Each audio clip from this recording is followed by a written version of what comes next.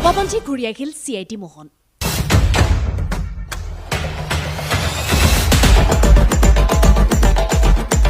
বেহাৰবাৰী আউটপোষ্টৰ দুৱাৰ খুলি কামবেক কে খাটনিয়াৰ আৰু মোহনৰ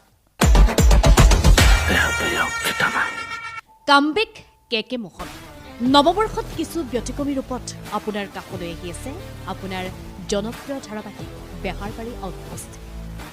প্ৰথমটো প্ৰমো মুকলি হোৱাৰ পাছতে ধাৰাবাহিক প্ৰেমীৰ মাজত উল্লাস অসমৰ চৌদিশে চলিছে চৰ্চা কোনোৱে ক'লে আকৌ চাম কোনোৱে আকৌ ক'লে এতিয়াহে জমিব মোহন কেকেৰ ডাইলগো আহিল কমেণ্ট বক্সত ইতিমধ্যে বেহাৰবাৰী আউটপোষ্ট ধাৰাবাহিকখনে পাৰ কৰিছে ৩,০০০টা খণ্ড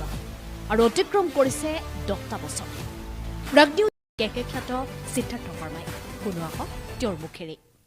নাই এইটো আচলতে মোৰ কাৰণেও ভাল লগা কথা আৰু মই তেওঁলোকক কৈ মেলি আহিছোঁ আগৰ ইণ্টাৰভিউটো মই কৈছোঁ যে মই এবছৰৰ কাৰণে অকণমান বেলেগ কাম কৰিব বিচাৰোঁ আৰু তাতে শেষ হ'ল মোৰ কাম এবছৰে আছিলে কিমান তেওঁলোকৰ লগত যোগাযোগ হ'ল আকৌ এইখনটো একে আৰম্ভণিৰ পৰা যিহেতু মই থকাই একে জন্মৰ পৰা গতিকে আকৌ ইয়াত আৰম্ভ কৰিছোঁ জানুৱাৰী মানৰ পৰা শ্বুটিং